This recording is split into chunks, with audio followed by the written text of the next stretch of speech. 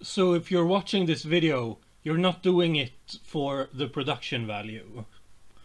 Though I do have my microphone again. I'm filming this with my laptop. That's why the image quality is so awful. I, however, have more or less no subscribers at the time of writing this, and I love you all who do. And I hope that I can improve, and I think I can with the correct resources. This reminds me of something. I was recording a video. Oh yeah, the Nostalgia Critic. So, we've come to this. The subject every nobody cultural commentary YouTuber does for views. Talking about the Nostalgia Critic.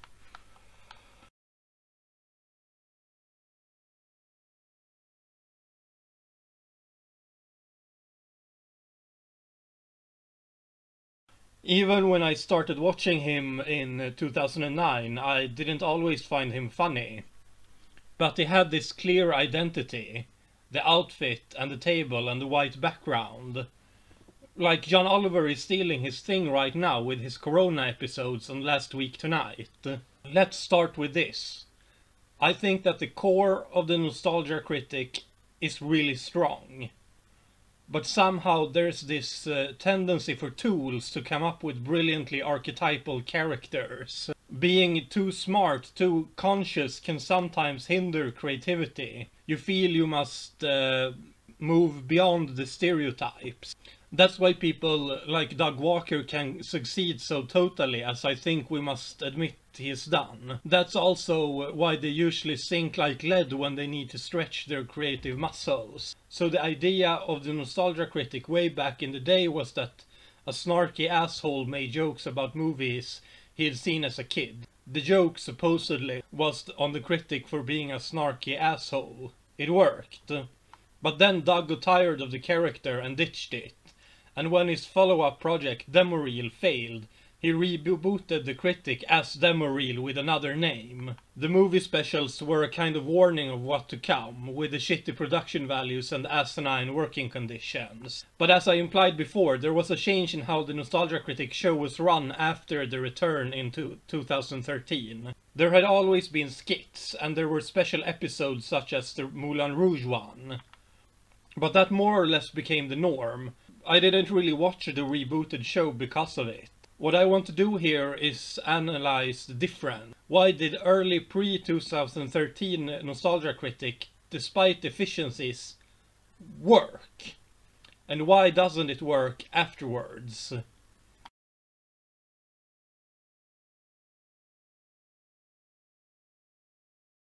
So aesthetics became a thing sort of in the late 18th century with people like Immanuel Kant and Hegel. The idea was a work of art is more than its representational value. Because of the separation of the mind and the body became this logical thing. When the body and the mind are a single unit, the self, the mind, has no way of relaying the content of the mind without the representation of the body, sort of. But when we separate the body and the mind becomes a autonomous unit. It can therefore reflect on its own nature and relationship with the body. From here we get the subjective mental experiences and the 20th century art, more or less based in things like psychoanalysis. The work of art could become a representation of the non-physical world. But to break down all of this highfalutin stuff, from what I remember of reading Kant on aesthetics, we can gather 3 points of reference for taste. First of all, how specific is the work of art? Generalities become banal, and we can often see critics touting the exact detailed nature of an artwork. Does the work of art contain an holistic idea? Is there something that makes everything move in the same direction towards the same endpoint? Does everything in it actually point to the exact endpoint of the holistic idea? Is there coherence in the tools for achieving the endpoint? I think those are pretty good points of reference for discussing the Nostalgia Critic, old and new.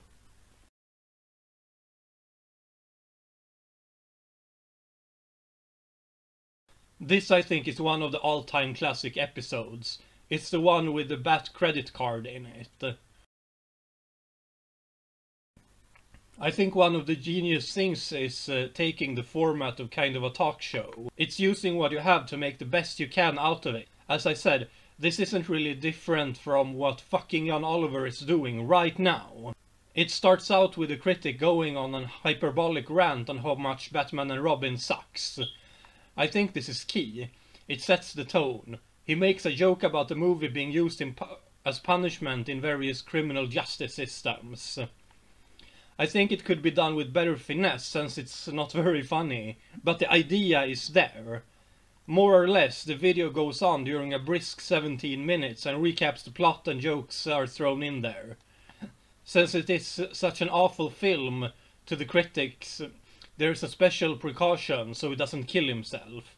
Again, with more finesse, I think this is a fine joke. I think the anger is important for how much of this specific episode works.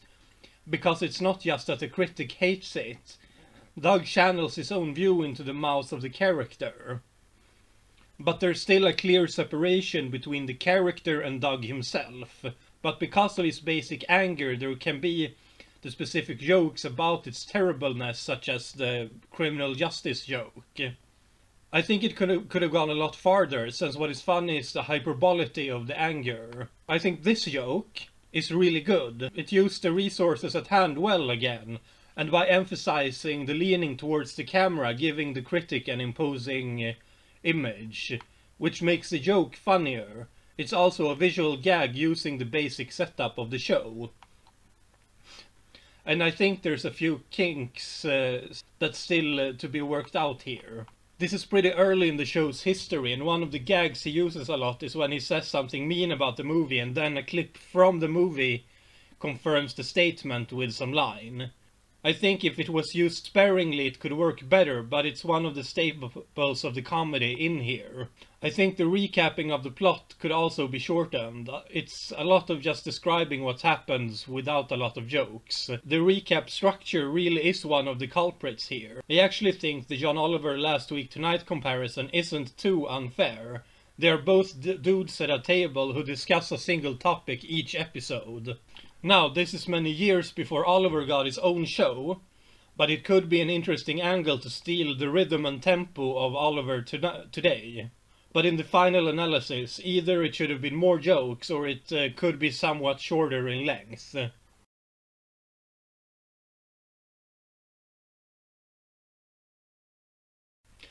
The Moulin Rouge, while done before the 2013 reboot, is a sign of what to come.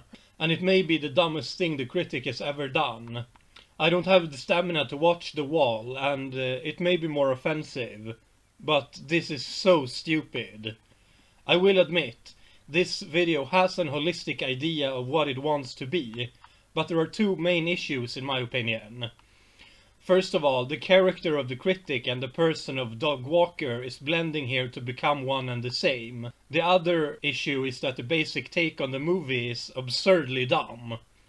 It becomes even dumber when he writes in other people as opposing voices who can't argue themselves out of a paper bag for the movie.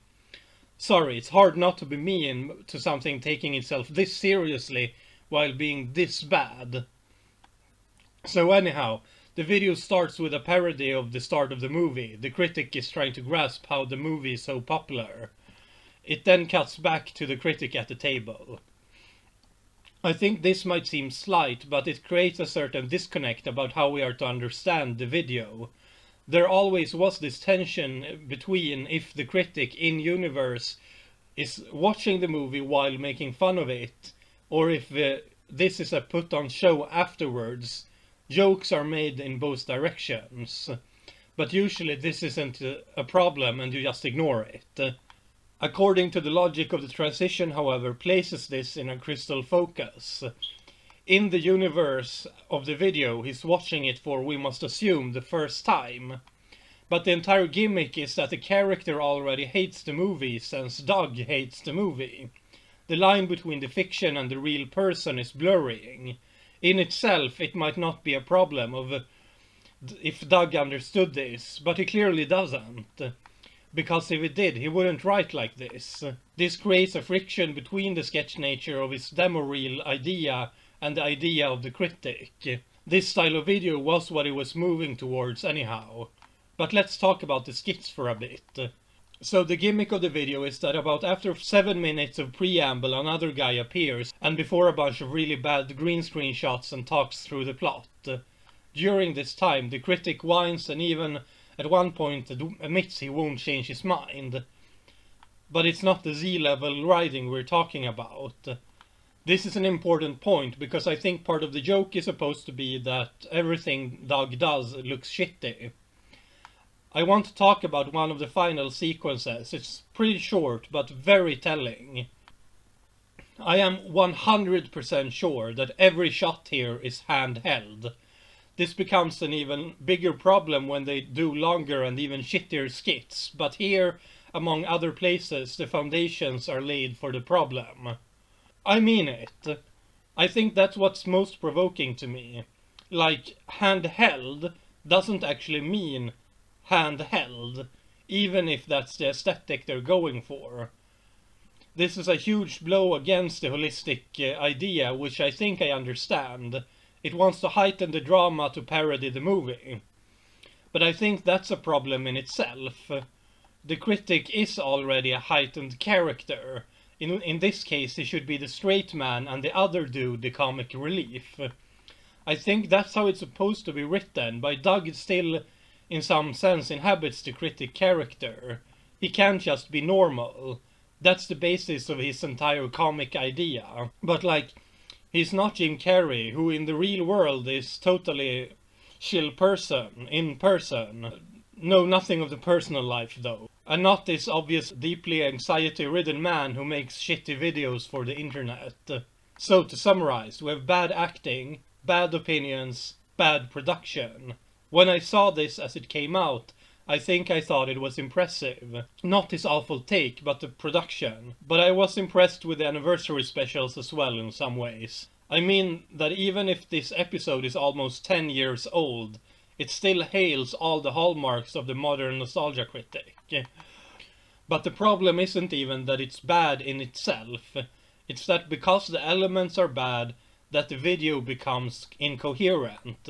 You can do mistakes, but there are certain telltale signs if they are intentional. If the shitty costumes were bad by design, or the shitty camera work, or the shitty green screen felt well done, it could be fine. But if I make something this bad, when I can do much better, I hope I'll be laughed at.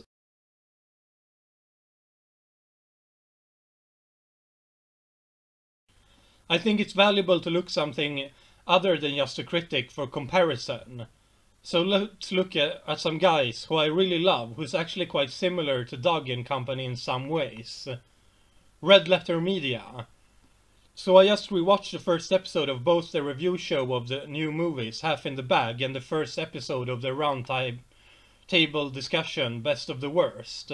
I'll start by looking at Half in the Bag. If there's something that strikes me when returning to this early RLM stuff, is how sluggish it feels. They have not gotten used to being on camera yet. The footage is maybe a little flat. They've become better filmmakers during the hard toil of making Space Cop, I guess. It's got a coherent idea. While there is a skit at the start and a flimsy fucking set, at least the lighting is even. There is a sense that there is a room that I can move in that is actually real. Their set is actually more real than the real location with the natural lighting that the critic thinks looks good. As a side note, when competent directors brag about natural lighting, they're not saying it because their films look like shit, but because they know what the fuck they're doing. I want to look at a very tiny detail that tells us a lot. Look at the Channel Awesome logo and look at the RLM logo. It's such a stark difference, right? One of them looks like it belongs to a real company, and the other is Channel Awesome. I want to dig a little deeper into this. The kind of marketing design stuff from Channel Awesome looks so awful. I was going to make my intro to this a kind of joke bad intro to make fun of it, but I just couldn't do it. It's hard to be as ugly as they are. The thing is, I can totally see what they're going for. Doug loves stupid kid shows that Nickelodeon produced in the early 90s. When RLM wants to ground themselves in some kind of sober style, Doug wants to be a kid in the playground. That's how their game show went down. The only thing more awful than the other things Doug has done. But let's compare logos again. The difference is stark. One of them is thought through, the other is not. What, we must ask, does the Nickelodeon logo communicate to us? It looks like a splash of color in orange with a name within it, in white. To me, this implies something playfully disorderly. It's fun, but never too far. This one is maybe too exact, the older ones are more cluddish. The outline is a bit too sharp. But it still communicates the same basic idea. This is a splash of color in your weekday afternoon or weekend morning. I'm not a graphic designer, but I think this is a very clean employment of a theoretically kind of messy visual idea. Now let's look at the Channel Awesome logo. So it's a red circle with a satellite on it, and a white explosion looking effect around it. And a light flare too. And the text is in this bouncy font. Someone who knows more than me could probably say which one it is. It is done in this bouncy cartoony style overall, the image itself too. I think it's telling that I had to list a bunch of things just to explain what the image is supposed to be. I think the satellite is supposed to evoke channel, but otherwise I have a very hard time explaining what it's supposed to signal. So Doug is a movie reviewer. Most of the content he produces is movie related.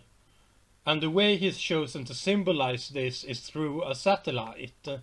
How about a movie camera? Or a feather pen evoking the critic? Or just a cutout of the image with the critic at the white wall? As I said, it's got this bouncy style and it's supposed to evoke the fun time you're supposed to have at their entertainment site. But it doesn't really reflect the production values of the content either. So the intro image for this video I threw together to try and achieve a kind of Channel Awesome parody. I'll show it again. I'll fix it a bit. Maybe it's a bit much, but it's the ballpark of something I like, and I think communicates their brand. What if you hired a graphic designer for 2 days who can produce real work then?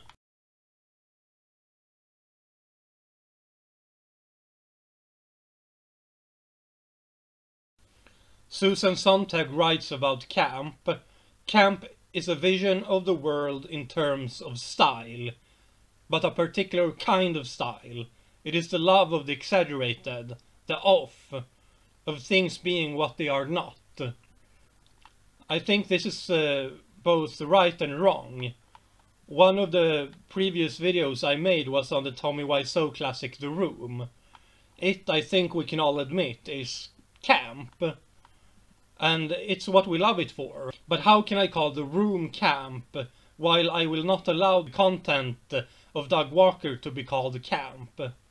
My main thesis in The Room video was that even, or especially, what we may call camp has a certain cohesion. I think that viewed as an art object, The Room is legitimately good. Even every choice can be justified with the correct tools. Tommy Wiseau knew what it wanted to say and said it. It is intentionally good art, while it is intentionally bad filmmaking. Another example, look at the Star Wars prequels.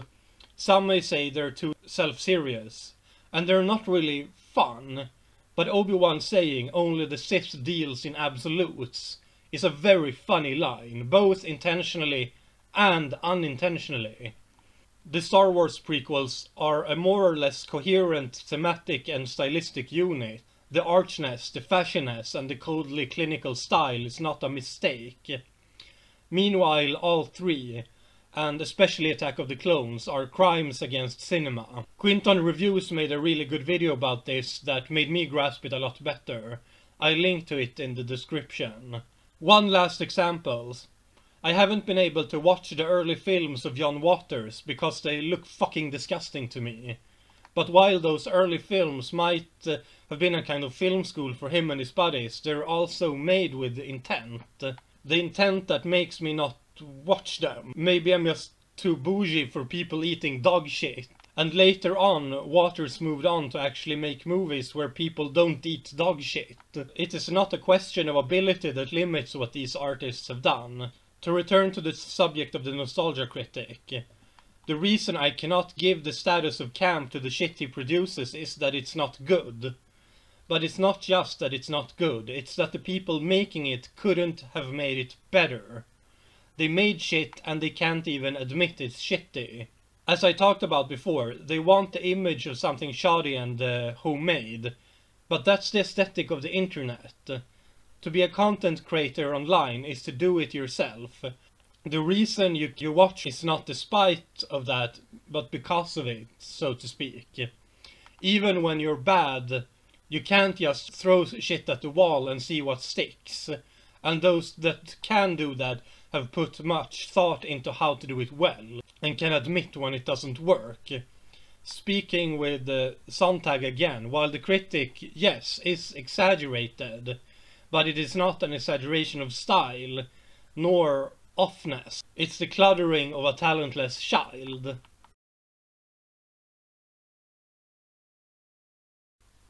I genuinely believe that the Nostalgia Critic idea is a good one, but I think that the idea has an expiration date.